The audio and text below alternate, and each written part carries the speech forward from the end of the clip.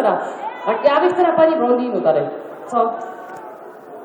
No prosím vás, ale i když to je pravda, hele, blondýna, roka půl by si to, no fakt říkala. Tak já vám to teda. Já musím říct za svoji obranu, že mě matika nikdy nešla, ano, 12 plus 6 je 18. Paní skutečně říkala roka půl, ty jsi to taky nezaznamenal? Ne. Já jo, ale nějak mi to nedošlo. Je to správně 18 měsíců, přesně takhle dlouho se stavěla tato budova a budeme rozdávat dál ještě, Pavle, budeme? Ano, dobře, tak jdeme dál.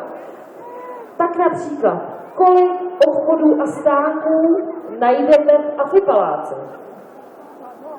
Tak dáme zase možnost, tam se hlásíš, dáme možnosti, jo, ať tady zase nepořváváme. Takže za A 100, za B 110, a nebo za C 130.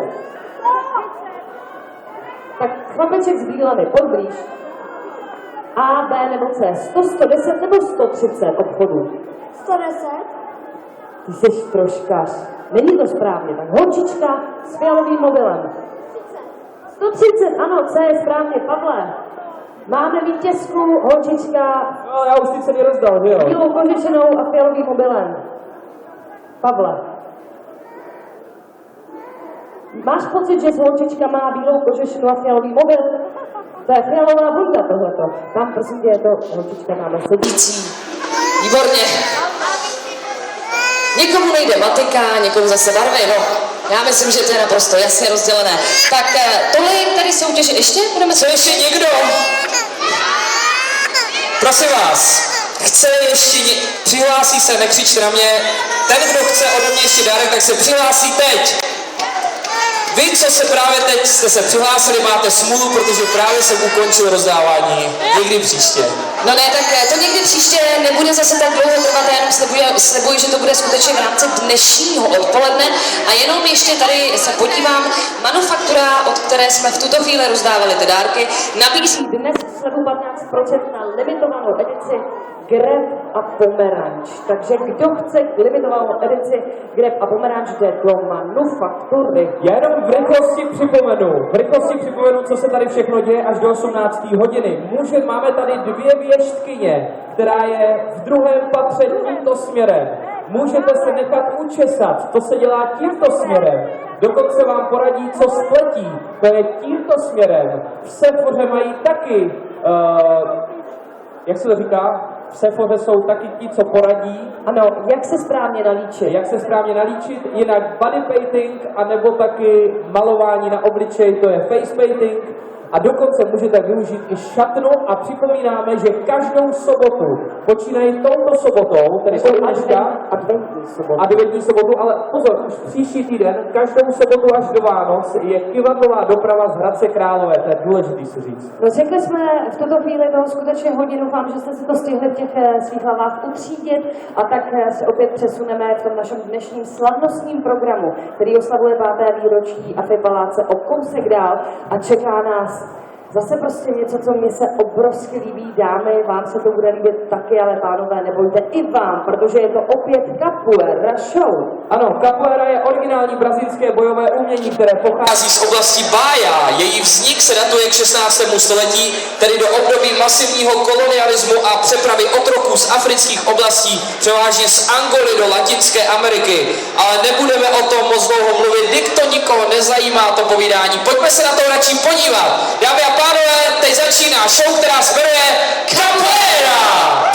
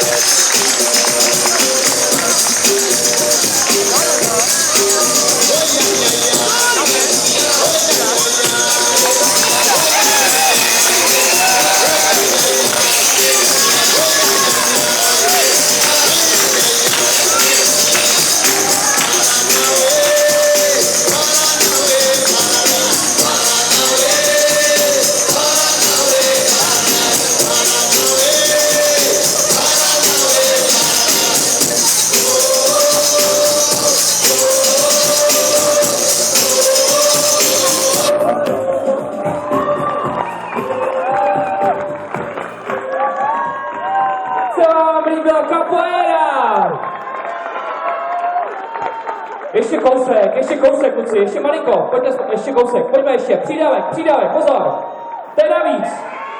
Velký aplaus, dobře, aplaus. Já bych jenom chtěla říct, prosím vás, doma to rozhodně neskoušejte. Tohleto A je to, zkuste to v obyváku, klidně. Neuvěřitelný.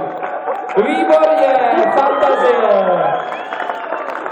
Tak to je capoeira. Capoeira si myslím, že patří k oslavám, které jsou v Rio de Janeiro. Představte si, takhle se tam tančí normálně na ulici, úplně v pohodě. No já doufám, že alespoň kousek té atmosféry z Rio de Janeiro jsme vám dnes v rámci 5. oslav Afipaláce přenesli i sem na pódium vůbec do celého areálu Afipaláce. A pokud vám stejně jako mě při pohledu na tancující a hlavně sportující kluky vyhládlo, tak vás musím pozvat na ochutnávku pekařství Včelákov, protože právě dnes a vůbec vlastně celé 3 dny se toto pekařství stará o to, abychom tady mohli mít tedy alespoň něco dobrého, aby vás to drželo na nohách při těch dlouhých nákupech, které tady absolvujete. Mimochodem včera právě pekařství Včelákov se postaralo o krásný narozeninový dort. Další dorty budou vlastně vytvářet i pro zítřejší nedělní program, který je věnován dětem, a dnes hostesky rozdávají ochutnávku, která je v rámci toho dnešního dne oslav a jsou to vynikající koláče, takže my Děkujeme, posíláme velké díky pekařství Včelákov, protože bez nich bychom se dneska už na nohách neudrželi. Za 15 minut vás čeká poslední dnešní módní show. Bude to poslední blok a budou to úplně jiný butiky, než jsme tady dneska předváděli, než který jste viděli. Ale ještě předtím opět si dáme takovou tu atmosféru z Rio de Janeiro. Přichází Tam Tam Batucada. Jsou to mistři na